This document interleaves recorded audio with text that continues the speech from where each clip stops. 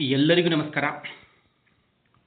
ಕರ್ನಾಟಕ ರಾಜ್ಯದ ಎಲ್ಲ ನನ್ನ ಆತ್ಮೀಯ ಸ್ಪರ್ಧಾರ್ಥಿಗಳಿಗೆ ನಾನು ಎಂ.ಎ. ಬಡೇಮಿಯಾ,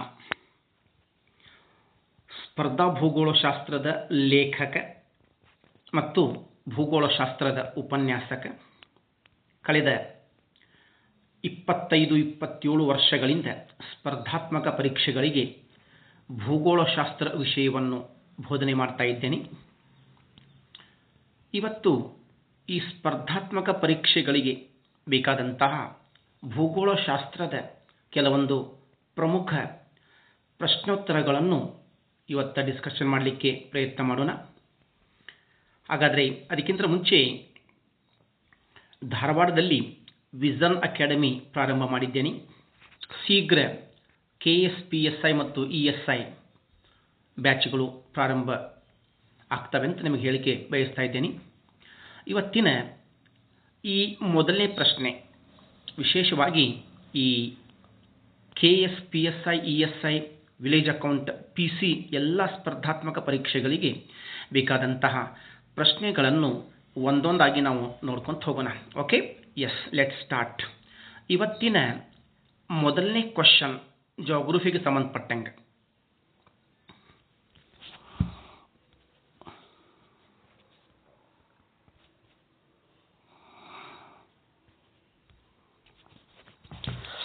ಭಾರತದ ಪ್ರಥಮ ಜಲಜನಕ ಹೈಡ್ರೋಜನ್ ವಿದ್ಯುತ್ ಚಾಲಿತ ರೈಲು ಯಾವ ರಾಜ್ಯದಲ್ಲಿ ಪ್ರಾರಂಭಿಸಲಾಗಿದೆ?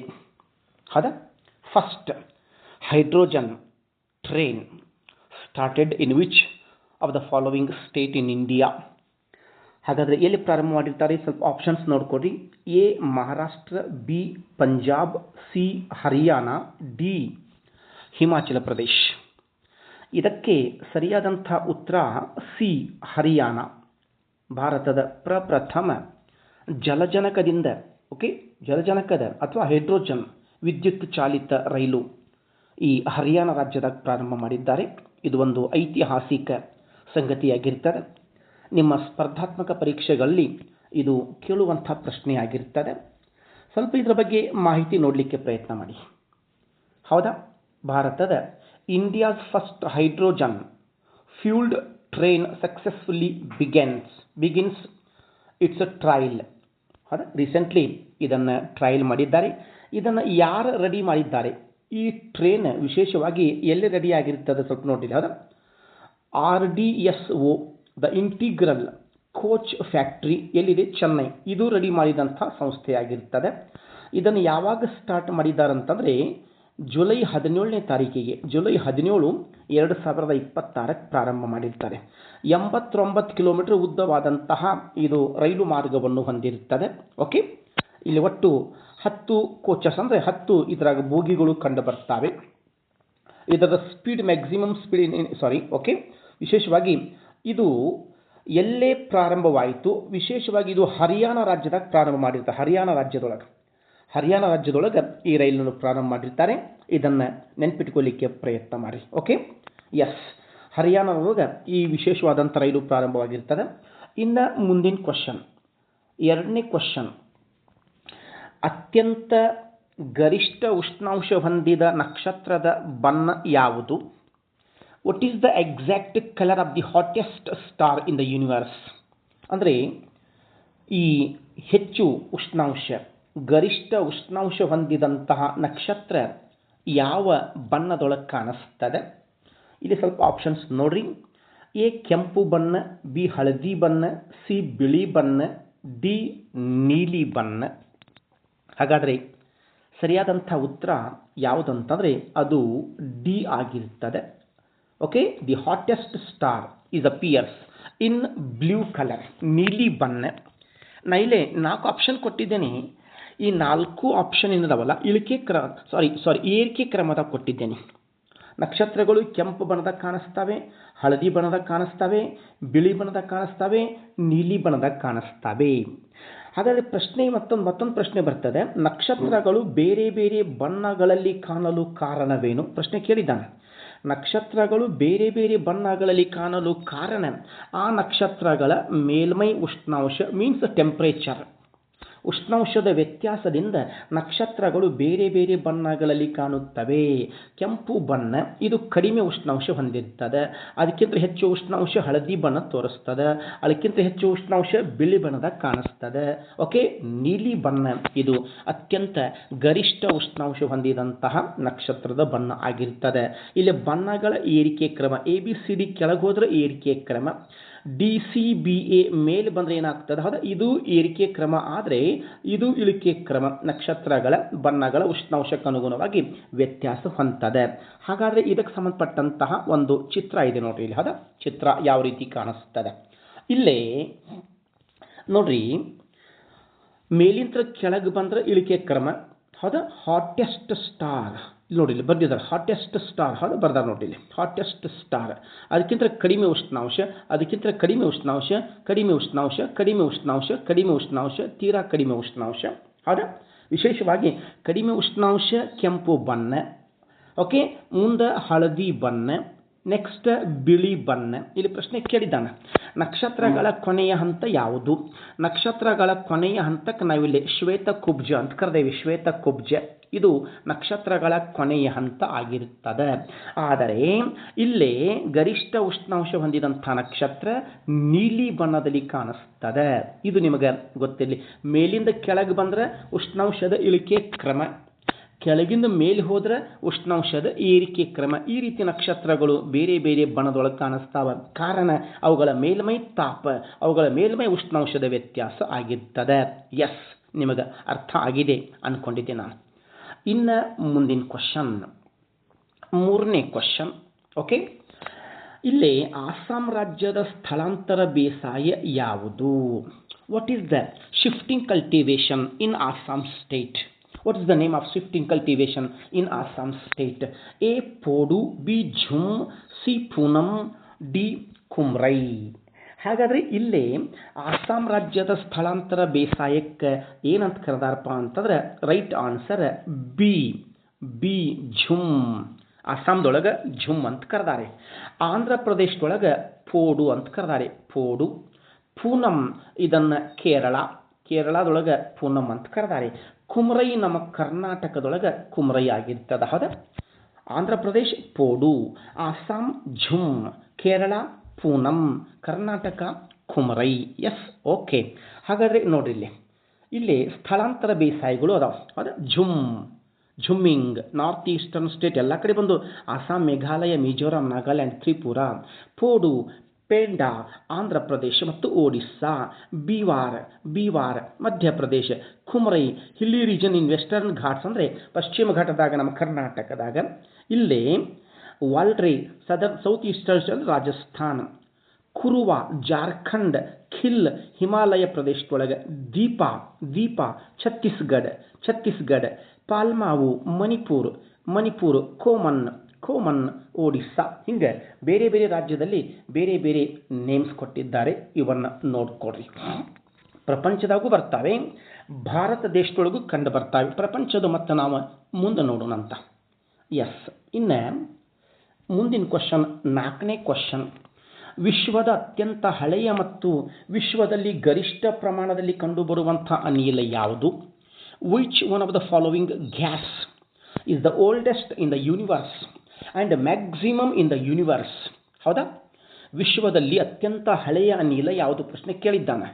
ವಿಶ್ವದಲ್ಲಿ ಹೆಚ್ಚಿನ ಪ್ರಮಾಣದಲ್ಲಿ ಕಂಡುಬರುವಂಥ ಅನಿಲ ಕೇಳಿದ್ದಾನೆ. ಎರಡು ಪ್ರಶ್ನೆ ನಾನು ಒಂದರಾಗ ಕೊಟ್ಟಿದ್ದೇನೆ. ವಿಶ್ವದ ಅತ್ಯಂತ ಹಳೆಯ ಮತ್ತು ಹೆಚ್ಚಿನ ಪ್ರಮಾಣದಲ್ಲಿ ಕಂಡುಬರುವಂಥ ಅನಿಲ ಯಾವುದು? ಹಾಗಾದರೆ ಎ ನೈಟ್ರೋಜನ್ ಅಂದರೆ ಸಾರಜನಕ, ಬಿ ಹೈಡ್ರೋಜನ್ ಜಲಜನಕ, ಸಿ ಹೀಲಿಯಂ, ಡಿ ಆಕ್ಸಿಜನ್ ಆಮ್ಲಜನಕ. ಹಾಗಾದರೆ ಬ್ರಹ್ಮಾಂಡದೊಳಗೆ ಹಳೆಯದ ಅನಿಲ ಯಾವುದು? ಫಸ್ಟ್ ವಿಶ್ವ ನಿರ್ಮಾಣಗೊಂಡಾಗ ಉಗಮಗೊಂಡಂಥ ಅನಿಲ ಯಾವುದು ಅಂತಂದರೆ ಅದು ಬಿ ಆನ್ಸರ್, ಹೈಡ್ರೋಜನ್ ಜಲಜನಕ ವಿಶ್ವದಲ್ಲಿ ಅತ್ಯಂತ ಗರಿಷ್ಠ ಪ್ರಮಾಣದೊಳಗೆ ಕಂಡು ಬರ್ತದೆ. ಇದು ವಿಶ್ವದ ಅತ್ಯಂತ ಹಳೆಯ ಅನಿಲ ಆಗಿರ್ತದೆ. ಇದು ನೀವು ನೆನಪಿಟ್ಕೊಳ್ಳಿ. ಎರಡು ಕ್ವಶನ್ ಬಂದಿರ್ತಾವೆ ಹಿಂದೆ. ಇನ್ನು ನೈಟ್ರೋಜನ್ ಸಾರಜನಕ, ನಮ್ಮ ಭೂಮಿಯ ವಾಯುಮಂಡಲದೊಳಗೆ ಕಂಡುಬರ್ತದೆ. 78% ಕಂಡುಬರ್ತದೆ, 78.08% ಕಂಡುಬರ್ತದೆ. ಮುಂದೆ ಆಕ್ಸಿಜನ್ ಆಮ್ಲಜನಕ ಓಕೆ 21% ನಮ್ಮ ಭೂಮಿಯ ವಾಯುಮಂಡಲದ ಕಂಡುಬರ್ತದೆ. ಆದರೆ ಹೈಡ್ರೋಜನ್ ಏನಿದೆಯಲ್ಲ, ಹೈಡ್ರೋಜನ್ ಬ್ರಹ್ಮಾಂಡದೊಳಗೆ ಫಸ್ಟ್ ನಿರ್ಮಾಣವಾಗಿರ್ತದೆ, ಅತ್ಯಂತ ಹಳೆಯ ಅನಿಲ ಆಗಿರ್ತದೆ. ಆಮೇಲೆ ಬ್ರಹ್ಮಾಂಡದೊಳಗೆ ಗರಿಷ್ಠ ಪ್ರಮಾಣದೊಳಗೆ ಕಂಡು ಬರುವಂಥ ಅನಿಲ ಆಗಿರ್ತದೆ. ಇದು ನಿಮಗೆ ಗೊತ್ತಿರಲಿ. ಎಸ್. ಇನ್ನು 5ನೇ ಕ್ವಶನ್ ನೋಡ್ರಿ. ಪ್ರಪಂಚದಲ್ಲಿ ಅತಿ ಹೆಚ್ಚು ತಾಮ್ರದ ನಿಕ್ಷೇಪ ಹೊಂದಿದಂಥ ಮರುಭೂಮಿ ಯಾವುದು? Which of the following desert has maximum copper deposit in the world? ಅದೇ ತಾಮ್ರದ ನಿಕ್ಷೇಪಗಳು ಎಲ್ಲಿ ಕಂಡು ಬರ್ತವೆ? ಎ ಸೋನೋರನ್ ಮರುಭೂಮಿ ಅಮೆರಿಕದೊಳಗೆ ಬರ್ತದೆ, ಬಿ ಪಟಗೋನಿಯಾ ಮರುಭೂಮಿ, ಸಿ ಸಹರಾ ಮರುಭೂಮಿ, ಡಿ ಅಟಕಾಮ ಮರುಭೂಮಿ. ಹಾಗಾದರೆ ನೋಡ್ರಿ ಇಲ್ಲಿ ಯಾವ ಮರುಭೂಮಿ ಒಳಗೆ ಕಂಡು ಬರ್ತದೆ? ಮ್ಯಾಕ್ಸಿಮಮ್ ಈ ತಾಮ್ರದ ನಿಕ್ಷೇಪಗಳು ಮರುಭೂಮಿ ಒಳಗೆ ಕಂಡು ಬರ್ತಾವ್ರಿ. ಹಾಗಾದರೆ ಸರಿಯಾದಂಥ ಉತ್ತರ ಯಾವುದಂತಂದರೆ ಅಟಕಾಮ ಮರುಭೂಮಿ. ಅಟಕಾಮ ಇದು ಎಲ್ಲಿ ಬರ್ತದೆ? ಇದು ಚಿಲಿ ದೇಶದಾಗ ಬರ್ತದೆ. ಚಿಲಿ, ದಕ್ಷಿಣ ಅಮೆರಿಕಾ ಖಂಡದ ಚಿಲಿ ದೇಶದಾಗ ಬರ್ತದೆ. ಓಕೆ, ಅಲ್ಲಿ ಚಿಲಿದೊಳಗಿರುವಂಥ ಈ ಅಟ್ಕಾಮ ಮರುಭೂಮಿ ಪ್ರಪಂಚದಲ್ಲಿ ಹೆಚ್ಚು ತಾಮ್ರದ ನಿಕ್ಷೇಪ ಹೊಂದಿರ್ತದೆ. ಅಲ್ಲಿರುವಂಥ ಅತ್ಯಂತ ದೊಡ್ಡ ತಾಮ್ರದ ಗಣಿ ಯಾವುದಂತಂದರೆ ಚಿಕ್ವಿ ಕಮೇಟಾ. ಹಾಗಾದರೆ ಪ್ರಪಂಚದಲ್ಲಿ ಹೆಚ್ಚು ತಾಮ್ರ ಉತ್ಪಾದಿಸುವ ದೇಶ ಯಾವುದು? ಚಿಲಿ ದೇಶ, ದಕ್ಷಿಣ ಅಮೆರಿಕಾದಾಗ ಬರ್ತದೆ. ಸಹರಾ ಮರುಭೂಮಿ ಆಫ್ರಿಕಾ ಖಂಡದಾಗ ಬರ್ತದೆ. ಪಟಗೋನಿಯಾ ಮರುಭೂಮಿ ಅರ್ಜೆಂಟೀನಾ ದೇಶದಾಗ ಕಂಡು ಬರ್ತದೆ. ಸೋನೋರನ್ ಮರುಭೂಮಿ ಇದು ಅಮೆರಿಕಾ ದೇಶದೊಳಗೆ ಕಂಡು ಬರ್ತದೆ. ಬಹಳ ಅದಾವ ಮರುಭೂಮಿಗಳು, ಪ್ರಪಂಚದಾಗ ಮರುಭೂಮಿಗಳು ಬಹಳ ಅದಾವ. ಅವನ್ನ ನಾವು ಮತ್ತೆ ಮುಂದೆ ಡಿಸ್ಕಷನ್ ಮಾಡೋಣ. ಪ್ರಪಂಚದ ಮರುಭೂಮಿಗಳ ಖಂಡ ಯಾವುದಂತಂದ್ರೆ ಆಸ್ಟ್ರೇಲಿಯಾ ಖಂಡ ಆಗಿರ್ತದೆ. ಇದು ನಿಮಗೆ ಗೊತ್ತಿರಲಿ. ಎಸ್. ಇನ್ನು ನೆಕ್ಸ್ಟ್ ಮುಂದಿನ ಕ್ವಶನ್ ಅಂದರೆ 6ನೇ ಕ್ವಶನ್. ಸುಮಾರು ಎಕ್ಸಾಮ್ದಲ್ಲಿ ಕೇಳಿದಂಥ ಕ್ವಶನ್ ಆಗಿರ್ತದೆ. ಸಮಭಾಜಕ ವೃತ್ತವನ್ನು 2 ಸಲ ದಾಟುವ ನದಿ ಯಾವುದು? Which one of the following river cross the equator twice? ಸಮಭಾಜಕ ವೃತ್ತವನ್ನು 2 ಸಲ ದಾಟುವ ನದಿ ಯಾವುದು? ಎ ಮಾಹಿ ನದಿ, ಬಿ ಲಿಂಪೋಪೋ ನದಿ, ಸಿ ಗಂಗಾ ನದಿ, ಡಿ ಕಾಂಗೋ ನದಿ. ಹಾಗಾದರೆ ಇಲ್ಲೇ ಸರಿಯಾದಂಥ ಉತ್ತರ ಡಿ ಕಾಂಗೋ ನದಿ. ಇದರ ಮತ್ತೊಂದು ಹೆಸರು ಯಾವುದಪ್ಪ ಅಂತಂದರೆ ಝೇರ್. ಕಾಂಗೋ ನದಿಯ ಮತ್ತೊಂದು ಹೆಸರು ಝೇರ್. ಇದು ಆಫ್ರಿಕಾದೊಳಗೆ ಕಂಡು ಬರ್ತದೆ. ಹಾಗಾದರೆ ಲಿಂಪೋಪೋ ನದಿ ಮಕರ ಸಂಕ್ರಾಂತಿಕ ವೃತ್ತವನ್ನು 2 ಸಲ ದಾಟ್ತದೆ. ಲಿಂಪೋಪೋ. ಮಾಹಿ ನದಿ ಗುಜರಾತ್ದಾಗ ಹರಿತದೆ. ಮಾಹಿ ನದಿ ಕರ್ಕಾಟಕ ಸಂಕ್ರಾಂತಿಕ ವೃತ್ತವನ್ನು 2 ಸಲ ದಾಟ್ತದೆ. ಇಲ್ಲೇ ನಿಮಗೆ ಬೇಕಾದಂಥ ಸರಿಯಾದಂಥ ಉತ್ತರ ಕಾಂಗೋ ಅಥವಾ ಝೇರ್ ಸಮಭಾಜಕ ವೃತ್ತವನ್ನು 2 ಸಲ ದಾಟುವಂಥ ನದಿ ಆಗಿರ್ತದೆ. ಇದಕ್ಕೆ ಸಂಬಂಧಪಟ್ಟಂಗೆ ಸ್ವಲ್ಪ ಮ್ಯಾಪ್ ನೋಡಲಿಕ್ಕೆ ಪ್ರಯತ್ನ ಮಾಡಿ. ಹೌದಾ, ಮ್ಯಾಪ್ ನೋಡ್ರಿ ಇಲ್ಲಿ. ನೋಡ್ರಿ ಹೌದಾ, ಇದು ಸಮಭಾಜಕ ವೃತ್ತ 0 ಡಿಗ್ರಿ ಅಕ್ಷಾಂಶ.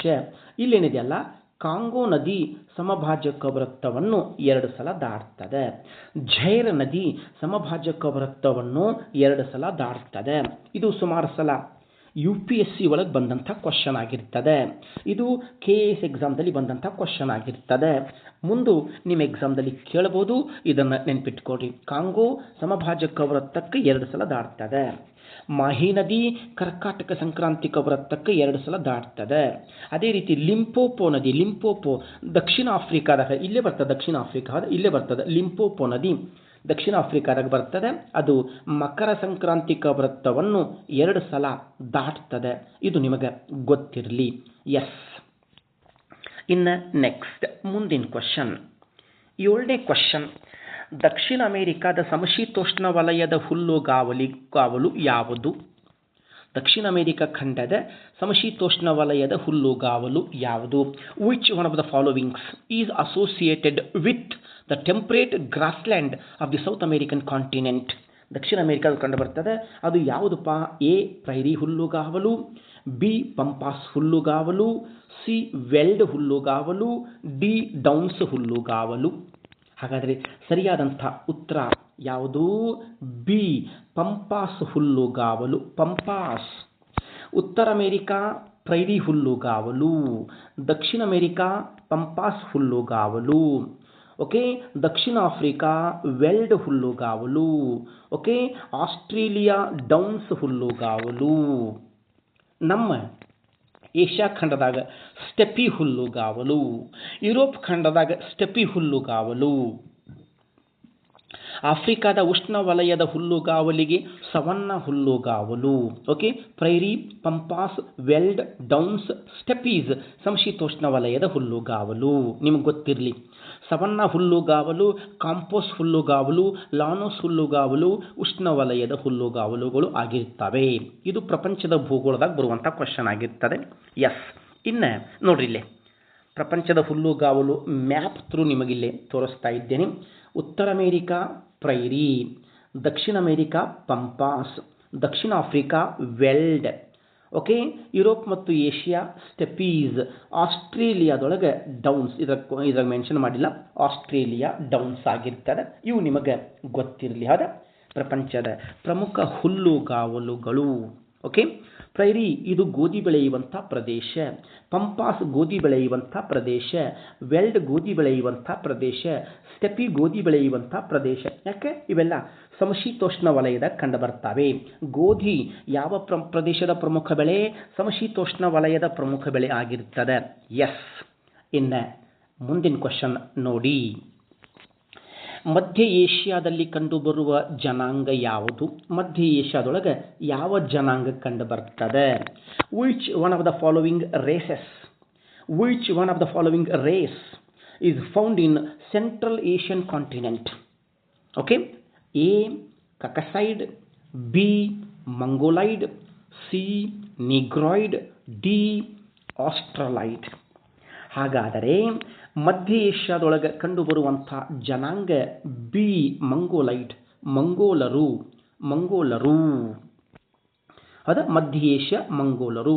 ಯುರೋಪ್ ಖಂಡದಾಗ ಕಕಸೈಡ್, ಆಫ್ರಿಕಾ ಖಂಡದಾಗ ನಿಗ್ರಾಯ್ಡ್, ಆಸ್ಟ್ರೇಲಿಯಾ ಖಂಡದಾಗ ಆಸ್ಟ್ರಲೈಡ್. ಮೊನ್ನೆದ್ದು ಬಿಳಿಯ ಜನಾಂಗ, ಎರಡನೇದ್ದು ಹಳದಿ ಜನಾಂಗ, ಮೂರನೇದ್ದು ಕಪ್ಪು ಜನಾಂಗ, ನಾಲ್ಕನೇದ್ದು ಮಿಶ್ರ ಜನಾಂಗ. ಕಕಸೈಡ್, ಮಂಗೋಲೈಡ್, ನಿಗ್ರಾಯ್ಡ್, ಆಸ್ಟ್ರಲೈಡ್. ಕಕಸೈಡ್ ಯುರೋಪ್ ಖಂಡ, ಮಂಗೋಲೈಡ್ ಮಧ್ಯ ಏಷ್ಯಾ ಖಂಡ, ನಿಗ್ರಾಯ್ಡ್ ಆಫ್ರಿಕಾ ಖಂಡ, ಆಸ್ಟ್ರಲೈಡ್ ಇದು ಆಸ್ಟ್ರೇಲಿಯಾ ಖಂಡ. 4 ಜನಾಂಗ ಅದಾವ. ಪ್ರಪಂಚದೊಳಗೆ 3 ಅದಾವ, ಮತ್ತೊಂದು ಬರ್ತದೆ 4 ಮಿಶ್ರ ಜನಾಂಗ. ಇವು ಪ್ರಪಂಚದ ಭೂಗೋಳದಾಗ ಕೇಳುವಂಥ ಕ್ವಶನ್ ಆಗಿರ್ತದೆ, ನಿಮಗೆ ಗೊತ್ತಿರಲಿ. ಇವೆಲ್ಲ ಮೇಜರ್ ಕ್ವಶನ್ ಆಗಿರ್ತವೆ. ಎಸ್, ಇನ್ನು ನೆಕ್ಸ್ಟ್ ಕ್ವಶನ್. ಪ್ರಪಂಚದಲ್ಲಿ ಹೈನುಗಾರಿಕೆಯಲ್ಲಿ ಪ್ರಥಮ ಸ್ಥಾನದಲ್ಲಿರುವ ದೇಶ ಯಾವುದು?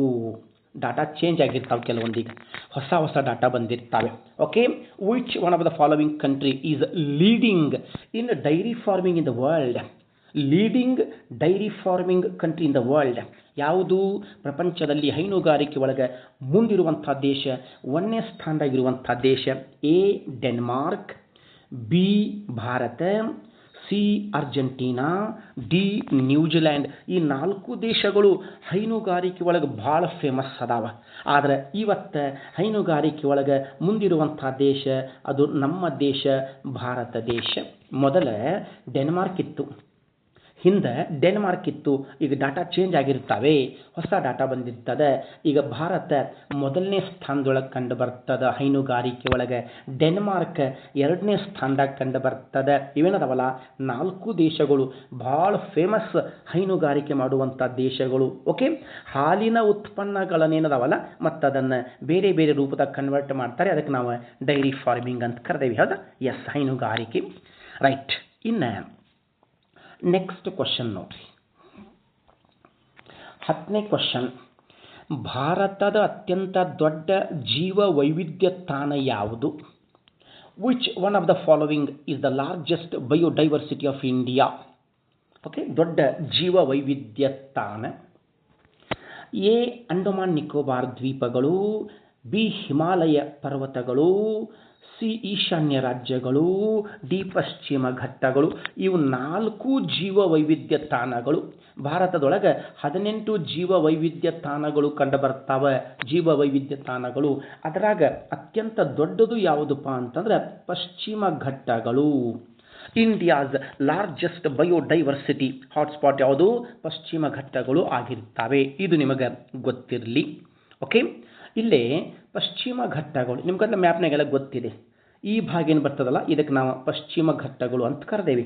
ಈ ಪಶ್ಚಿಮ ಘಟ್ಟಗಳು ಇದು ವಿಶೇಷವಾಗಿ ದಟ್ಟವಾದಂಥ ಕಾಡಿದೆ, ಅಲ್ಲಿ ಸಾಂದ್ರವಾದಂಥ ಕಾಡಿದೆ ಅಲ್ಲಿ. ಹಾಗಾಗಿ ಕಾಡುಗಳು ಇರುವುದರಿಂದ ಅಲ್ಲೇ ಪಕ್ಷಿಗಳು ಹೆಚ್ಚಾಗಿ ಕಂಡು ಬರ್ತಾವೆ. ಎಲ್ಲಿ ಕಾಡಿರ್ತಾವೆ ಅಲ್ಲಿ ಪಕ್ಷಿಗಳು ಇರ್ತಾವೆ. ದೊಡ್ಡ ಪ್ರಮಾಣದ ಜೀವಿಗಳು, ಮಧ್ಯಮ ಪ್ರಮಾಣದ ಜೀವಿಗಳು, ಚಿಕ್ಕ ಪ್ರಮಾಣದ ಜೀವಿಗಳು, ಸೂಕ್ಷ್ಮ ಜೀವಿಗಳು ಕಂಡು ಬರ್ತಾವೆ. ಅವಕ್ಕೆ ನಾವಿಲ್ಲಿ ಜೀವ ವೈವಿಧ್ಯ ತಾಣಗಳು. ಇಲ್ಲೇ ಈ ಏನಿದೆಯಲ್ಲ ಈ ಪಶ್ಚಿಮ ಘಟ್ಟಗಳಿಗೆ 2012 ಯುನೆಸ್ಕೋ ವಿಶ್ವ ಪಾರಂಪರಿಕ ಪಟ್ಟಿಯೊಳಗೆ ಸೇರ್ಸಾರ. ಓಕೆ, ಇದು ಒಂದು ಸಂರಕ್ಷಿತ ತಾಣ. ಯುನೆಸ್ಕೋ ಪಾರಂಪರಿಕ ಪಟ್ಟಿಯೊಳಗೆ ಸೇರ್ಸಾರ. ಯಾಕಂತಂದ್ರೆ ಇಲ್ಲೇ ಈ ಅಣೆಕಟ್ಟು ನಿರ್ಮಾಣ ಮಾಡಲಿಕ್ಕೆ ಅರಣ್ಯಗಳನ್ನು ನಾಶ ಮಾಡ್ತಾ ಇದ್ರು. ಅದನ್ನು ಸಂರಕ್ಷಣೆಗಾಗಿ ಏನು ಮಾಡಿದ್ದಾರೆ 2012 ಇದು ಭಾರತದ ಅತ್ಯಂತ ದೊಡ್ಡ ಜೀವ ವೈವಿಧ್ಯ ತಾಣ. ಇದು 2012 ಯುನೆಸ್ಕೋ ವಿಶ್ವ ಪಾರಂಪರಿಕ ಪಟ್ಟಿ ಒಳಗೆ ಸೇರ್ಪಡೆಯಾಗಿರುತ್ತದೆ. ಇದು ನಿಮಗೆ ಗೊತ್ತಿರಲಿ.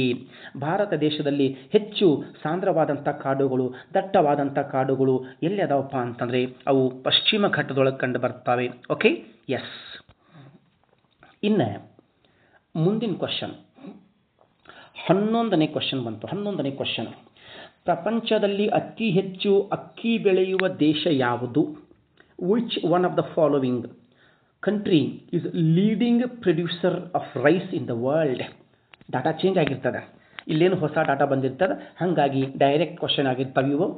ಅಕ್ಕಿ ಬೆಳೆಯುವಂಥ ದೇಶ, ಪ್ರಪಂಚದಾಗ ಹೆಚ್ಚು ಅಕ್ಕಿ ಬೆಳೆಯುವಂಥ ದೇಶ ಯಾವುದು? A China, B Bharat, C Indonesia, D America. ಎಲ್ಲ ದೇಶಗಳು ಬೆಳೀತಾವೆ, ಮ್ಯಾಕ್ಸಿಮಮ್ ಎಲ್ಲ ದೇಶಗಳು ಬೆಳೀತಾರೆ. ಆದರೆ ಮೊದಲೇನಿತ್ತು? ಚೈನಾ ಇತ್ತು ರೀ. ಸುಮಾರು ಎಕ್ಸಾಮ್ದಾಗ ಕೇಳಿದ್ದಾನೆ ಅತಿ ಹೆಚ್ಚು ಅಕ್ಕಿ ಬೆಳೆಯುವಂಥ ದೇಶ ಯಾವುದು ಕೇಳಿದ್ದಾನೆ. ಬಟ್ ಇವಾಗ ಡಾಟಾ ಚೇಂಜ್ ಆಗಿರ್ತದೆ. ಹೊಸ ಡಾಟಾ ಪ್ರಕಾರ ನಮ್ಮ ಭಾರತ ಅಕ್ಕಿ ಒಳಗೆ ಮೊದಲನೇ ಸ್ಥಾನದಾಗ ಬರ್ತದೆ. ಇದು ನೆನ್ಪಿಟ್ಕೊಡ್ರಿ. ಚೈನಾ ಈಗ ಹಿಂದೆ ಹೋಗಿರ್ತದೆ. ಹೊಸ ಡಾಟಾ, ನ್ಯೂ ಡಾಟಾ ಬಂದಿರ್ತದೆ. ಇದು ನೆನ್ಪಿಟ್ಕೊಳ್ರಿ. ಓಕೆ, ಇಲ್ಲೇ ಈ ಚೀನಾನ ಅಕ್ಕಿ ಬೆಳೀತದೆ, ಇಂಡೋನೇಷ್ಯಾ ಅಕ್ಕಿ ಬೆಳೀತದೆ, ಅಮೇರಿಕಾ ಅಕ್ಕಿ ಬೆಳೀತದೆ. ಆದರೆ ಅಮೇರಿಕಾ ಏನಿದೆಯಲ್ಲ ಹೆಚ್ಚಾಗಿ ಅಕ್ಕಿ ರಫ್ತು ಮಾಡುವಂಥ ದೇಶ ಆಗಿರ್ತದೆ. ನಿಮಗೆ ಗೊತ್ತಿರಲಿ. Okay, yes. ಈಗ ನೆಕ್ಸ್ಟ್ ಕ್ವಶನ್, ಇಲ್ಲೇ ಇದು ಲೇಟೆಸ್ಟ್ ಕ್ವಶನ್, ಬಹಳ ನ್ಯೂಸ್ದಾಗಿರುವಂಥ ಕ್ವಶನ್ ನೋಡ್ರಿ. 12ನೇ ಕ್ವಶನ್, ಪೆಟ್ರೋಲಿಯಂ ನಿಕ್ಷೇಪ ಹೊಂದಿದಂಥ ಕಾರ್ಗ್ ದ್ವೀಪ, ಅದ ನೆನ್ಪಿಟ್ಕೊಳ್ರಿ, ಯಾವ ದೇಶಕ್ಕೆ ಸಂಬಂಧಿಸಿದೆ? ಕಾರ್ಗ್ ಐಲ್ಯಾಂಡ್. ಹೌದಾ, ಭಾಳ ಇಂಪಾರ್ಟೆಂಟ್ ಇದು. ಹಾಗಾದರೆ ಯಾವ ಆನ್ಸರ್ ಕರೆಕ್ಟ್ ಆಗುತ್ತೆ? A Venezuela, B America, C Iran, D Saudi Arabia. ಹಾಗಾದರೆ ಇದಕ್ಕೆ ಸರಿಯಾದಂಥ ಉತ್ತರ ಯಾವುದಂತಂದರೆ ಸಿ ಇರಾನ್. ಇದು ಇರಾನ್ ದೇಶಕ್ಕೆ ಸಂಬಂಧಪಟ್ಟಿರ್ತದೆ. ಕಾರ್ಗ್ ಏನಂತಂದರೆ ಇರಾನ್ ದೇಶದ ಒಟ್ಟು ಪೆಟ್ರೋಲಿಯಂ ಉತ್ಪಾದನೆ ಒಳಗೆ 90% ಪೆಟ್ರೋಲಿಯಂ ಉತ್ಪಾದಿಸುವಂಥ ಏಕೈಕ ದ್ವೀಪ ಯಾವುದಂತಂದರೆ ಪ್ರದೇಶ ಕಾರ್ಗ್ ದ್ವೀಪ. ಯಾಕಿದು ನ್ಯೂಸ್ದಾಗಿದೆ ಅಂತಂದರೆ ಇತ್ತೀಚೆಗೆ ಅಮೇರಿಕಾ ಈ ದ್ವೀಪದ ಮೇಲೆ ಬಾಂಬ್ ಹಾಕಿರ್ತದೆ ರೀಸೆಂಟ್ಲಿ. ಇಲ್ಲೇ ಸುಮಾರು ಈ ಪೆಟ್ರೋಲಿಯಂ ನಿಕ್ಷೇಪಗಳು ಕಂಡು ಬರ್ತವೆ. ಪೆಟ್ರೋಲಿಯಂ ಗಣಿಗಾರಿಕೆ ನಡೀತದೆ. ಯಾವಾಗಲೂ ಅಮೇರಿಕಾ ದೇಶಕ್ಕೆ ಹೆಚ್ಚು ಪೆಟ್ರೋಲಿಯಂ ಪೂರೈಕೆ ಇರಾನ್ ದೇಶಕ್ಕೆ ಹೆಚ್ಚು ಪೆಟ್ರೋಲಿಯಂ ಪೂರೈಕೆ ಮಾಡುವಂಥ ದ್ವೀಪ ಇದು ಇರಾನದ್ದು ಕಾರ್ಗ್ ದ್ವೀಪ. ಹಾಗಾಗಿ ಇಲ್ಲಿ ರೀಸೆಂಟ್ಲಿ ಅಮೇರಿಕಾ ಇದರ ಮೇಲೆ ಬಾಂಬ್ ಹಾಕಿರ್ತದೆ. ಹಾಗಾದರೆ ಆ ಕಾರ್ಗ್ ದ್ವೀಪ ಎಲ್ಲಿದೆ ಸ್ವಲ್ಪ ನೋಡ್ರಿ ಇಲ್ಲಿ. ಇದು ಇರಾನ್ ದೇಶ. ಇರಾನ್ ದೇಶದಿಂದ 25 ಕಿಲೋಮೀಟರ್ ದೂರಿದೆ. ಕಾರ್ಗ್ ಐಲ್ಯಾಂಡ್ ಇರಾನ್ ದೇಶದಿಂದ 25 ಕಿಲೋಮೀಟರ್ ದೂರಿದೆ. ಬಟ್ ಮ್ಯಾಕ್ಸಿಮಮ್ ಪೆಟ್ರೋಲ್ ಉತ್ಪಾದನೆ ಮಾಡ್ತದೆ ಇರಾನ್ ದೇಶಕ್ಕೆ ಹೆಚ್ಚು ಪೆಟ್ರೋಲ್ ಇಲ್ಲಿಂದ ಬರ್ತದೆ. ಇಲ್ಲಿ ರೀಸೆಂಟ್ಲಿ ಏನು ವಾರ್ ನಡೆದಿತ್ತಲ್ಲ, ಆ ಯುದ್ಧದ ಸಂದರ್ಭದೊಳಗೆ ಏನಾಗಿರ್ತದೆ ಅಮೇರಿಕಾ ಇದರ ಮೇಲೆ ಬಾಂಬ್ ಹಾಕಿತ್ತು. ಹಾಗಾಗಿ ಈ ದ್ವೀಪ ಭಾಳ ನ್ಯೂಸ್ದಾಗಿದೆ. ಹಾಗಾದರೆ ಈ ದ್ವೀಪ ಎಲ್ಲಿ ಬರ್ತದೆ? ಓಕೆ, ಅದು ಮೇನ್ ಇಂಪಾರ್ಟೆಂಟ್ PSI ಮಾಡುವಂಥ ವಿದ್ಯಾರ್ಥಿಗಳಿಗೆ. ಪರ್ಷಿಯನ್ ಗಲ್ಫ್ ಅಂದರೆ ಪರ್ಷಿಯನ್ ಖಾರಿ ಐತೆ ನೋಡಿ. ಈ ಪರ್ಷಿಯನ್ ಖಾರಿ ಒಳಗೆ ಈ ದ್ವೀಪ ಕಂಡು ಬರ್ತದೆ. PSI ಮಾಡುವಂಥ ವಿದ್ಯಾರ್ಥಿಗಳಿಗೆ ಕಂಪಲ್ಸರಿ ದ್ವೀಪಗಳು ಕೇಳ್ಯಾನ್ರಿ. ಸೆಷಲ್ಸ್ ದ್ವೀಪಗಳು ಎಲ್ಲಿ ಅದಾವೆ? ಹಿಂದೂ ಮಹಾಸಾಗರದಾಗ ಅದಾವೆ. ಆಮೇಲೆ ಕ್ರಿಸ್ಮಸ್ ದ್ವೀಪಗಳು ಎಲ್ಲಿ ಅದಾವೆ? ಹಿಂದೂ ಮಹಾಸಾಗರದಾಗ ಅದಾವೆ. ಡಿಯಾಗೋ ಗಾರ್ಷಿಯಾ ದ್ವೀಪ ಎಲ್ಲಿದೆ? ಹಿಂದೂ ಮಹಾಸಾಗರದೊಳಗಿದೆ. PSI ಅದ್ರೊಳಗೆ ಸುಮಾರು 4-5 ಕ್ವಶನ್ ಕೇಳಿದಾನೆ. ಡಿಯಾಗೋ ಗಾರ್ಷಿಯಾ ನೆನ್ಪಿಟ್ಕೊಡ್ರಿ. ಈ ಡಿಯಾಗೋ ಗಾರ್ಷಿಯಾ ಇದು ದಕ್ಷಿಣ ಹಿಂದೂ ಮಹಾಸಾಗರದಾಗ ಕಂಡು ಬರ್ತದೆ. ಅದರ ಮೇಲೇನು ಅಮೇರಿಕಾ ಬಾಂಬ್ ಹಾಕಿರ್ತದೆ. ಓಕೆ, ನಿಮಗಿದು ಗೊತ್ತಿರಲಿ. ಆ ಡಿಯಾಗೋ ಗಾರ್ಷಿಯಾ ದ್ವೀಪದೊಳಗೆ ಅಮೇರಿಕಾದ ಕೆಲವೊಂದು ಮಿಲಿಟರಿ ಸಂಘಟನೆಗಳು ಕಂಡು ಬರ್ತವೆ. ಅದರ ಮೇಲೆ ವಿಶೇಷವಾಗಿ ಅಲ್ಲೇ ಬಾಂಬ್ ಹಾಕಿರ್ತಾರೆ ರೀಸೆಂಟ್ಲಿ. ಓಕೆ, ಅದು ಸಹ ನ್ಯೂಸ್ದಾಗಿತ್ತು ನೋಡ್ರಿ. PSI ಕೇಳಿದಂಥ ಪ್ರಶ್ನೆ. ಎಸ್. ಇನ್ನು ಮುಂದಿನ ಕ್ವಶನ್, ಕರ್ನಾಟಕದಲ್ಲಿ ತೊಗರಿ ನಿಗಮದ ಕೇಂದ್ರ ಕಚೇರಿ ಎಲ್ಲಿದೆ? ತೊಗರಿ ನಿಗಮದ ಕೇಂದ್ರ ಕಚೇರಿ. Okay, S. ಎ ಹಾವೇರಿ ಜಿಲ್ಲೆ, ಬಿ ಬೆಳಗಾವಿ ಜಿಲ್ಲೆ, ಸಿ ವಿಜಯಪುರ ಜಿಲ್ಲೆ, ಡಿ ಕಲಬುರಗಿ ಜಿಲ್ಲೆ. ತೊಗರಿ ನಿಗಮದ ಕೇಂದ್ರ ಕಚೇರಿ ಇರುವುದು ಕಲಬುರಗಿ ಜಿಲ್ಲೆ ಒಳಗೆ. ಕಲಬುರಗಿ ಇದನ್ನು ಸುಮಾರು PSI ಎಕ್ಸಾಮ್ದಾಗ ಕೇಳಿದ್ದಾನೆ. ಸುಮಾರು PSI ಎಕ್ಸಾಮ್ದಾಗ ಬಂದಂಥ ಪ್ರಶ್ನೆ ಆಗಿರ್ತದೆ. ಹೌದಾ? ಯಾಕಂತಾರೆ ತೊಗರಿ ಉತ್ಪಾದನೆ ಒಳಗೆ ಕಲಬುರಗಿ ಫೇಮಸ್ ಐತಿ. ಹಾಗಾಗಿ ತೊಗರಿ ನಿಗಮದ ಕೇಂದ್ರ ಕಚೇರಿ ಅಲ್ಲೇ ಸ್ಥಾಪನೆ ಮಾಡಿರ್ತಾರೆ. ಯಾವುದು? ಹಾವೇರಿ ಜಿಲ್ಲೆ ಎದಕ್ಕೆ ಫೇಮಸ್ ಇದೆ? ಹತ್ತಿ ಉತ್ಪಾದನೆಗೆ ಫೇಮಸ್ ಇದೆ. ಬೆಳಗಾವಿ ಜಿಲ್ಲೆ ಗೋಧಿ ಮತ್ತು ಕಬ್ಬಿಗೆ ಫೇಮಸ್ ಇದೆ. ವಿಜಯಪುರ ಜಿಲ್ಲೆ ಎದಕ್ಕೆ ಫೇಮಸ್ ಇದೆ? ಇದು ದ್ರಾಕ್ಷಿಗೆ ಫೇಮಸ್ ಇದೆ. ದ್ರಾಕ್ಷಿ ಹಣ್ಣಿಗೆ ಫೇಮಸ್ ಇದೆ. ಜೋಳ ಉತ್ಪಾದನೆಗೆ ಫೇಮಸ್ ಇದೆ. ದ್ರಾಕ್ಷಿ ವೈನ್ ಪಾರ್ಕ್, ಬಿಜಾಪುರದಾಗ ವೈನ್ ಪಾರ್ಕ್ ಸ್ಥಾಪನೆ ಮಾಡಿದ್ದಾರೆ. ಲಿಂಬು ಪಾರ್ಕ್ ಓಕೆ, ಲಿಂಬು ಪಾರ್ಕ್ ಬರ್ತದೆ ಬಿಜಾಪುರದೊಳಗೆ. ಇವೆಲ್ಲ ನಿಮಗೆ ಗೊತ್ತಿರಲಿ. ಕರ್ನಾಟಕದ ಭೂಗೋಳದಾಗ ಕೇಳುವಂಥ ಕ್ವಶನ್ಸ್ ಆಗಿರ್ತವೆ. ಹೌದಾ? ಎಸ್. ಇನ್ನು ನೆಕ್ಸ್ಟ್ ಮತ್ತೊಂದು ಕ್ವಶನ್, ಸುಮಾರು ಎಕ್ಸಾಮ್ದಾಗ ಬಂದಂಥ ಕ್ವಶನ್. ಸ್ವತಂತ್ರ ಭಾರತದ ಪ್ರಥಮ ನದಿ ಕೊಳ್ಳ ಯೋಜನೆ ಯಾವುದು? Which one of the following is the first regional plan of India? Which one of the following project is the first regional plan of India and multi-purpose river valley project? ನೋಡ್ರಿ, ಇದು ಪ್ರಾದೇಶಿಕ ಯೋಜನೆಯೂ ಹೌದು, ವಿವಿಧೋದ್ದೇಶ ನದಿ ಕೊಳ್ಳ ಯೋಜನೆಯೂ ಹೌದು. ಓಕೆ, ಸ್ವತಂತ್ರ ಭಾರತದ ಮೊದಲ ನದಿ ಕೊಳ್ಳ ಯೋಜನೆ, India's first regional plan and multipurpose river valley project ಯಾವುದು? A Bhakra Nangal, B Hirakud, C Tungabhadra, D Malaprabha ಯೋಜನೆ ಆಗಿರುತ್ತದೆ. ಬಟ್ ಇಲ್ಲಿ ಆನ್ಸರ್ ಇಲ್ಲ. ರಿಯಲಿ ಸಾರಿ.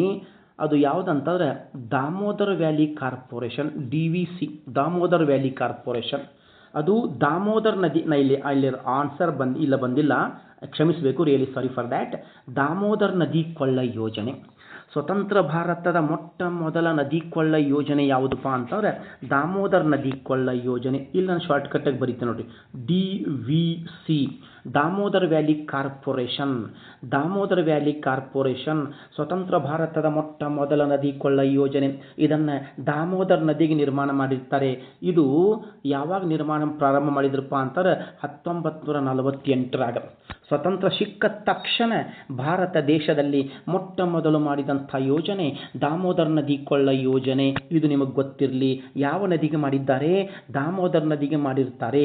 4 ಆಣೆಕಟ್ಟುಗಳು ಬರ್ತಾವೆ ಇಲ್ಲಿ: ತಿಲಯ್ಯ, ಕೋನಾರ್, ಮೈಥಾನ್, ಪಾಂಚೇಟ್. ತಿಲಯ್ಯ, ಕೋನಾರ್, ಮೈಥಾನ್, ಪಾಂಚೇಟ್. ಇದು ಯಾವ ರಾಜ್ಯಗಳ ಜಂಟಿ ಯೋಜನೆ ಕೇಳ್ಯಾನ? ಯಾವ ರಾಜ್ಯಗಳ ಜಂಟಿ ಯೋಜನೆ ಪ್ರಶ್ನೆ ಕೇಳಿದ್ದಾನ. ಆವಾಗ ಬಿಹಾರ್ ಮತ್ತು ಪಶ್ಚಿಮ ಬಂಗಾಳ. ಇವಾಗ ಬಿಹಾರ್, ಜಾರ್ಖಂಡ್, ಪಶ್ಚಿಮ ಬಂಗಾಳ 3 ರಾಜ್ಯಗಳು ಸೇರಿ ಮಾಡಿದಂಥ ಯೋಜನೆ. ಓಕೆ, ಬಟ್ ಅವಾಗ ಸ್ಟಾರ್ಟ್ ಮಾಡಿದ್ದು 2 ರಾಜ್ಯಗಳು. ಈಗ ಬಿಹಾರದಿಂದ ಜಾರ್ಖಂಡ್ ಸಪ್ರೇಟ್ ಆಗಿರ್ತದೆ, ಗೊತ್ತಿರಲಿ. ಎಸ್. ಇನ್ನು ಮುಂದಿನ ಕ್ವಶನ್ ಯಾವುದು? ಗಂಗಾ ನದಿ ಮುಖಜ ಭೂಮಿಯ ಆಕಾರ ಯಾವುದು? ಗಂಗಾ ನದಿ ಮುಖಜ ಭೂಮಿಯ ಆಕಾರ ಯಾವುದು? ಕೆಳಗಿನವುಗಳಲ್ಲಿ ಯಾವುದು ಗಂಗಾ ನದಿಯ ಮುಖಜ ಭೂಮಿಯ ಆಕಾರ ಆಗಿರುತ್ತದೆ? Which one of the following is Ganga river delta? ಒಂದು ಚೂಪಾದ ಆಕಾರ, ಒಂದು ಕಮಾನು ಆಕಾರ, ಒಂದು ಅಳಿವೆ ಆಕಾರ, ಒಂದು ಪಕ್ಷಿಯ ಪಾದದ ಆಕಾರ. ನೋಡ್ರಿ, ನದಿ ಮುಖಜ ಭೂಮಿಗಳು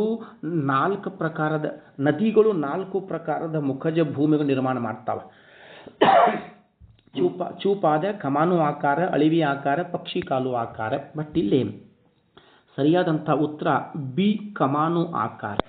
ಇದಕ್ಕೆ ನಾವು ಇಂಗ್ಲೀಷ್ನೊಳಗೆ ಆರ್ಕ್ಯೂಟ್ ಡೆಲ್ಟಾ ಅದ.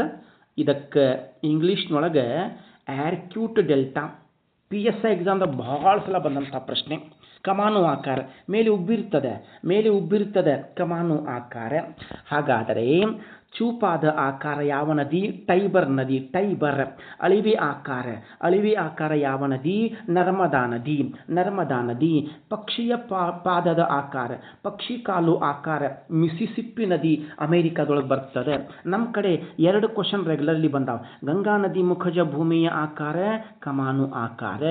ಆಮೇಲೆ ಉತ್ತರ ಅಮೆರಿಕಾದ ಮಿಸಿಸಿಪ್ಪಿ ನದಿ ಮುಖಜ ಭೂಮಿಯ ಆಕಾರ ಪಕ್ಷಿ ಪಾದದ ಆಕಾರ. ನದಿ ಮುಖಜ ಭೂಮಿಗಳಲ್ಲಿ 4 ಪ್ರಕಾರಗಳು ಬರ್ತಾವ, ನಿಮಗೆ ಗೊತ್ತಿರಲಿ. ಬಟ್ ಇಲ್ಲೇ 2 ಕ್ವಶನ್ ಮಾತ್ರ ಕೇಳ್ಕೊಂಡು ಬಂದಿದ್ದಾನೆ. ಒಂದು ಕಮಾನು ಆಕಾರ, ಒಂದು ಪಕ್ಷಿ ಪಾದದ ಆಕಾರ. ಬಟ್ UPSC ಒಳಗೆ ಈ 4 ಕೊಟ್ಟನ ಆಕಾರಗಳು ಯಾವ್ಯಾವ ನದಿಗಳು ಯಾವ ಮುಖಜ ಭೂಮಿ ನಿರ್ಮಾಣ ಮಾಡಿದ್ದಾವ ಹೊಂದಿಸಿ ಬರೆಯಿರಿ. ಎಸ್, ಈ ರೀತಿ ಕ್ವಶನ್ಸ್ ಬರ್ತಾವ, ನೋಡ್ಕೊಳ್ಳಿಕ್ಕೆ ಪ್ರಯತ್ನ ಮಾಡಿ. ಅರ್ಥ ಆಗಿರ್ಬೇಕಲ್ಲ? ಹಾಗಾದರೆ ಗಂಗಾ ನದಿ ಮುಖಜ ಭೂಮಿಗೆ ಏನಂತ ಕರೆದಾರಪ್ಪ? ಸುಂದರ್ಬನ್ಸ್. SB ಸುಂದರ್ಬನ್ಸ್. ಗಂಗಾ ನದಿ ಮುಖಜ ಭೂಮಿಗೆ ಸುಂದರ್ಬನ್ಸ್. ಭಾರತದ ಅತ್ಯಂತ ದೊಡ್ಡ ಯಾವುದು ಮ್ಯಾಂಗ್ರೋವ್ ಕಾಡು ಅಲ್ಲಿ ಕಂಡು ಬರ್ತದೆ. ಮತ್ತು ಮುಂದೆ ಅದನ್ನು ಡಿಸ್ಕಷನ್ ಮಾಡೋಣಂತ. ನೆಕ್ಸ್ಟ್ 16ನೇ ಕ್ವಶನ್. ಕರ್ನಾಟಕದಲ್ಲಿ ಅತಿ ಹೆಚ್ಚು ಕಾಲುವೆ ನೀರಾವರಿ ಹೊಂದಿದ ಜಿಲ್ಲೆ ಯಾವುದು? Which one of the following district of Karnataka has maximum canal irrigation? Practiced maximum canal irrigation. ಕರ್ನಾಟಕದಲ್ಲಿ ಅತಿ ಹೆಚ್ಚು ಕಾಲುವೆ ನೀರಾವರಿ, ನೆನಪಿಟ್ಕೊಡಿ, ಕಾಲುವೆ ನೀರಾವರಿ. A Shivamogga, B Belagavi, C Kalaburagi, D Raichur. ಹಾಗಾದರೆ ಇದಕ್ಕೆ ಸರಿಯಾದಂಥ ಉತ್ತರ ಯಾವುದಪ್ಪ ಅಂತಂದರೆ ಡಿ ರಾಯಚೂರು. ರಾಯಚೂರು ವಿಶೇಷವಾಗಿ ಕಾಲುವೆ ನೀರಾವರಿ ಒಳಗೆ ಬಹಳ ಮುಂದಿದೆ. ಶಿವಮೊಗ್ಗ ಕೆರೆ ನೀರಾವರಿ ಒಳಗೆ ಬಹಳ ಮುಂದಿದೆ. ಬೆಳಗಾವಿ ಬಾವಿ ನೀರಾವರಿ ಒಳಗೆ ತುಂಬ ಮುಂದಿದೆ ನೋಡ್ರಿ. ಹೌದಾ? ಶಿವಮೊಗ್ಗ ಕೆರೆ ನೀರಾವರಿ, ಬೆಳಗಾವಿ ಬಾವಿ ನೀರಾವರಿ, ರಾಯಚೂರು ಕಾಲುವೆ ನೀರಾವರಿಗೆ ಭಾಳ ಫೇಮಸ್ ಇದೆ. 3 ಕ್ವಶನ್ ಬಂದ ನೋಡ್ರಿ. 3 ಕ್ವಶನ್ ಓಕೆ, ನೀರಾವರಿ ಒಳಗೆ ಕೇಳುವಂಥ ಕ್ವಶನ್ ಆಗಿರ್ತವೆ. ಎಸ್. ಇನ್ನು ಮುಂದಿನ ಕ್ವಶನ್. ದಕ್ಷಿಣ ಭಾರತದ ಅತಿ ಎತ್ತರದ ಶಿಖರ ಯಾವುದು? Which one of the following is the highest mountain peak of South India? ದಕ್ಷಿಣ ಭಾರತದ ಅತಿ ಎತ್ತರದ ಶಿಖರ. A ಕಳಸುಬಾಯಿ, B Dodda Betta, C Anaimudi, D Mullayanagiri. The highest peak in south India ಯಾವುದಪ್ಪ ಅಂತಂದರೆ ಅದಕ್ಕೆ right answer C Anaimudi. Anaimudi is the highest mountain peak of South India located in western ghats of Kerala state. ಇದು ಕೇರಳ ರಾಜ್ಯದೊಳಗೆ ಕಂಡು ಬರ್ತದೆ. ಇದು ನಿಮಗೆ ಗೊತ್ತಿರಲಿ. ಹೌದಾ? ಆನೈಮುಡಿ 2695 ಮೀಟರ್ ಎತ್ತರವಾಗಿರ್ತದೆ. 2695 ಮೀಟರ್ ಹೈಟ್ ಕಂಡು ಬರ್ತದೆ. ಇದು ನಿಮಗೆ ಗೊತ್ತಿರಲಿ. ಹಾಗಾದರೆ ಕಳಸುಬಾಯಿ ಇದು ಮಹಾರಾಷ್ಟ್ರದ ಅತ್ಯಂತ ಎತ್ತರವಾದಂಥ ಶಿಖರ. ದೊಡ್ಡ ಬೆಟ್ಟ ಇದು ತಮಿಳುನಾಡಿನೊಳಗೆ ಬರ್ತದೆ.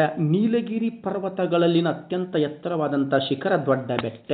ಮುಳ್ಳಯ್ಯನಗಿರಿ ನಮ್ಮ ಕರ್ನಾಟಕದೊಳಗೆ ಬರ್ತದೆ.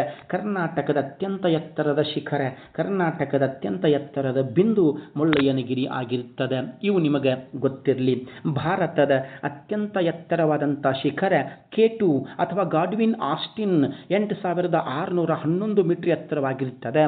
ಪ್ರಪಂಚದ ಅತ್ಯಂತ ಎತ್ತರವಾದಂಥ ಶಿಖರ ಮೌಂಟ್ ಎವರೆಸ್ಟ್ ಎವರೆಸ್ಟ್ 8848.86 ಮೀಟರ್ ಎತ್ತರವಾಗಿರುತ್ತದೆ. ಓಕೆ, ಪ್ರಪಂಚದ ಎತ್ತರವಾದಂಥ ಶಿಖರ, ಭಾರತದ ಎತ್ತರವಾದಂಥ ಶಿಖರ, ಕರ್ನಾಟಕದ ಎತ್ತರವಾದಂಥ ಶಿಖರ, ದಕ್ಷಿಣ ಭಾರತ ಎತ್ತರವಾದಂಥ ಶಿಖರ, ಇವೆಲ್ಲ ಸುಮಾರು ಎಕ್ಸಾಮ್ದಾಗ ಕೇಳಿದಂಥ ಕ್ವಶನ್ಸ್ ಆಗಿರ್ತವೆ, ಮೇಜರ್ ಕ್ವಶನ್ಸ್ ಆಗಿರ್ತವೆ, ಮುಂದಾದರೂ ಕೇಳುವಂಥ ಕ್ವಶನ್ಸ್ ಆಗಿರ್ತವೆ. ಇವನ್ ಕರೆಕ್ಟಾಗಿ ನೋಡ್ಕೊಡ್ರಿ. ಆಮೇಲೆ ಯಾವ್ಯಾವ ಶ್ರೇಣಿ ಒಳಗೆ ಯಾವ್ಯಾವ ಶಿಖರಗಳು ಎತ್ತರವಾಗಿರ್ತಾವೆ ಪ್ರಶ್ನೆ ಕೇಳ್ತಾನೆ. ಹೌದಾ? ಎಸ್. ಇನ್ನು ಮುಂದಿನ ಕ್ವಶನ್ 18ನೇ ಕ್ವಶನ್.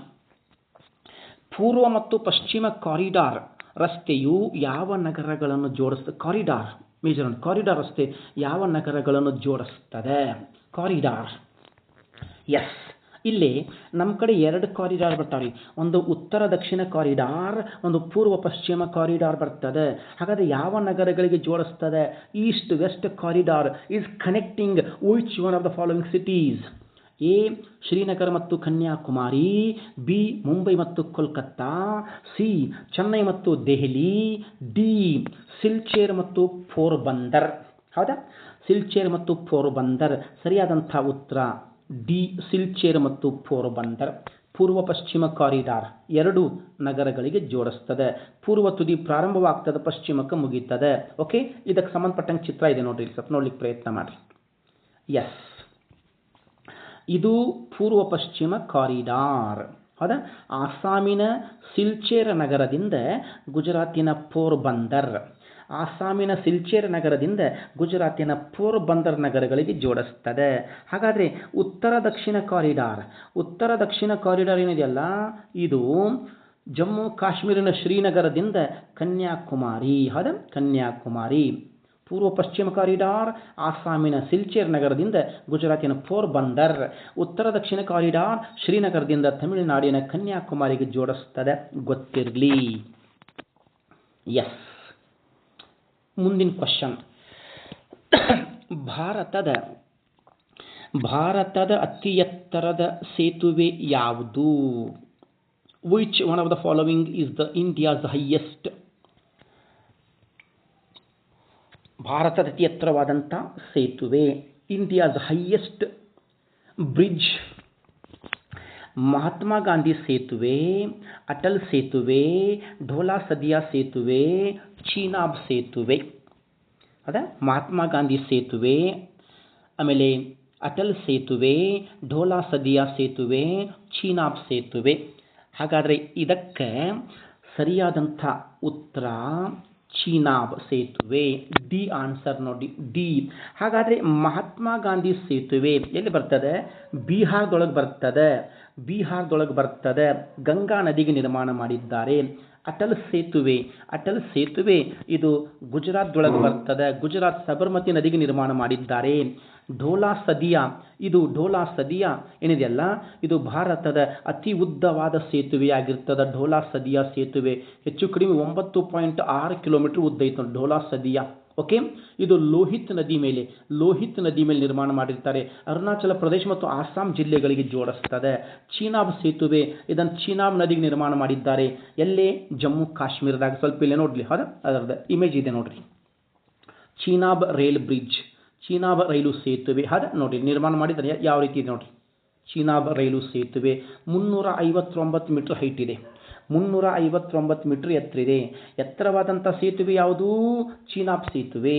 ಉದ್ದವಾದಂಥ ಸೇತುವೆ ಯಾವುದು? ಢೋಲಾ ಸದಿಯಾ. ಹೌದಾ? ಇದು ಢೋಲಾ ಸದಿಯಾ ಏನಿದೆಯಲ್ಲ, ಈ ಢೋಲಾ ಸದಿಯಾಕ್ಕೆ ಓಕೆ ಭೂಪೇನ್ ಹಜಾರಿಕಾ, ಮೊದಲ ಭೂಪೇನ್ ಹಜಾರಿಕಾ ಸೇತುವೆ ಅಂತ ಕರಿತಿದ್ರು. ಈಗ ನೇಮ್ ಚೇಂಜ್ ಮಾಡಿದ್ದಾರೆ. ಇವು 2-3 ಎಕ್ಸಾಮ್ದಾಗ ಕ್ವಶನ್ ಕೇಳಿದ್ದ ನೋಡ್ರಿ. ಎಸ್. ಇನ್ನು ನೆಕ್ಸ್ಟ್ ಕ್ವಶನ್ ಉಷ್ಣವಲಯದ ನಿತ್ಯ ಹರಿದ್ವರ್ಣದ ಕಾಡುಗಳಿಗೆ, ಇಲ್ಲಿ ಒಂದು ಮಿಸ್ ಆಗಿದೆ, ಕಾಡುಗಳು ಬರ್ತಾವೆ ಇಲ್ಲಿ. ಉಷ್ಣವಲಯದ ನಿತ್ಯ ಹರಿದ್ವರ್ಣದ ಕಾಡುಗಳಿಗೆ ಯಾವ ಹೆಸರಿನಿಂದ ಕರೆಯುವರು? Which one of the following is associated with tropical wet evergreen forest? ಅದೇ ಉಷ್ಣವಲಯದ ನಿತ್ಯ ಹರಿದ್ವರ್ಣದ ಕಾಡುಗಳಿಗೆ ಯಾವ ಹೆಸರಿನಿಂದ ಕರೆದಾರೆ? ಒಂದು savanna, B selvas, C campos, D llanos. ಹೌದಾ? ಸವನ್ನ, ಸೆಲ್ವಾಸ್, ಕಾಂಪೋಸ್, ಲಾನೋಸ್ ಇವೆಲ್ಲ ಉಷ್ಣವಲಯದ ಇವೆಲ್ಲ ಉಷ್ಣವಲಯದ ಹೆಸರುಗಳು ಆಗಿರ್ತವೆ. ಕರೆಕ್ಟ್ ಉತ್ತರ ಯಾವುದಪ್ಪ ಅಂತಾರೆ? ಬಿ ಆನ್ಸರ್ ಸೆಲ್ವಾಸ್ ಕರೆಕ್ಟ್ ಆನ್ಸರ್ ಆಗಿರ್ತದೆ. ಉಷ್ಣವಲಯದ ನಿತ್ಯ ಹರಿದ್ವರ್ಣದ ಕಾಡುಗಳಿಗೆ ಏನಂತ ಕರೆದಾರಪ್ಪ? ಸೆಲ್ವಾಸ್ ಅಂತ ಕರೆದಾರೆ. ಸೆಲ್ವಾಸ್ ಇದು KS ಎಕ್ಸಾಮ್ದಾಗ ಬಂದಿರ್ತದೆ, IAS ಎಕ್ಸಾಮ್ದಾಗ ಬಂದಿರ್ತದೆ. ಓಕೆ, ಹಾಗಾಗಿ ಸುಮಾರು ಸಲ ರಿಪೀಟ್ ಆಗಿರ್ತದೆ. Tropical wet evergreen forest are also called selvas forest. ಇನ್ನು ಸವನ್ನ ಆಫ್ರಿಕಾ ಖಂಡದಾಗ ಕಂಡು ಬರ್ತದೆ ಹುಲ್ಲುಗಾವಲು, grassland. That savanna grassland is largely found in African continent. Campos Brazil ದೇಶದ ಉಷ್ಣವಲಯದ ಹುಲ್ಲುಗಾವಲಿಗೆ ಕಾಂಪೋಸ್, ಗುಯಾನಾ ದೇಶದ ಉಷ್ಣವಲಯದ ಹುಲ್ಲುಗಾವಲಿಗೆ ಲಾನೋಸ್ ಅಂತ ಕರೆದಾರೆ. ಇದು ನಿಮಗೆ ಗೊತ್ತಿರಲಿ. ಎಸ್ ನೋಡ್ರಿ, ಇಲ್ಲಿ ನಾನು ಬರೆದಂತಹ ಬುಕ್ ಏನಿದೆಯಲ್ಲ, ಸ್ಪರ್ಧಾ ಭೂಗೋಳಶಾಸ್ತ್ರ ಕರ್ನಾಟಕ ರಾಜ್ಯ ಕಂಡಂಥ ಮೊಟ್ಟ ಮೊದಲನೇ ಪುಸ್ತಕ. ಈಗ 16ನೇ ಪರಿಷ್ಕೃತ ಮುದ್ರಣ ಹೊರಗೆ ಬಂದಿರ್ತದೆ. ಡಬಲ್ ಕಲರ್ ಮಾಡಿದ್ದೇನೆ. 1,00,000ಕ್ಕಿಂತಲೂ ಹೆಚ್ಚು ಪುಸ್ತಕಗಳು ಮಾರಾಟವಾಗಿದ್ದಾವೆ. 2008ರಲ್ಲಿ ಬಂದಂಥ ಫಸ್ಟ್ ಬುಕ್ ಇದು. ಕರ್ನಾಟಕದಲ್ಲಿ ಮ್ಯಾಕ್ಸಿಮಮ್ ವಿದ್ಯಾರ್ಥಿಗಳು ಓದುತ್ತಿರುವಂಥ ಬುಕ್ ಆಗಿರ್ತದೆ. ಓಕೆ, ಇದು ಮ್ಯಾಕ್ಸಿಮಮ್ ನಿಮಗೆ ಜಾಗ್ರಫಿಗೆ ಆನ್ಸರ್ ಕೊಡುವಂತಹ ಬುಕ್ ಆಗಿರ್ತದೆ. ಇದನ್ನು ನೆನ್ಪಿಟ್ಕೊಡ್ರಿ. ಯಾಕಂತಾರೆ 1,00,000 ಬುಕ್ ಸೇಲ್ ಆಗಿದ್ದಾವೆ 2007-8ರಿಂದ 2016ರವರೆಗೂ. ಸುಮಾರು ಏನಿಲ್ಲ ಅಂತಂದ್ರೂ 1,00,000ಕ್ಕಿಂತಲೂ ಹೆಚ್ಚು ಬುಕ್ ಮಾರಾಟವಾಗಿದ್ದಾವೆ. ಮ್ಯಾಕ್ಸಿಮಮ್ ವಿದ್ಯಾರ್ಥಿಗಳು ಓದುವಂಥ ಬುಕ್. ಕರ್ನಾಟಕದ ಮೊಟ್ಟ ಮೊದಲನೇ ಪುಸ್ತಕ. 16ನೇ ಪರಿಷ್ಕೃತ ಮುದ್ರಣ, ಡಬಲ್ ಕಲರ್. ನಿಮಗೆ 25 ಕ್ವಶನ್ ಬಂದರೆ 23 ಆನ್ಸರ್ ಕಂಪಲ್ಸರಿ ಸಿಗ್ತವೆ. 20 ಕ್ವಶನ್ ಬಂದರೆ 18 ಆನ್ಸರ್ ಕಂಪಲ್ಸರಿ ಬರಲೇಬೇಕು. ಓಕೆ, 30 ಕ್ವಶನ್ ಬಂದರೆ 28 ಆನ್ಸರ್ ಬರಲೇಬೇಕು.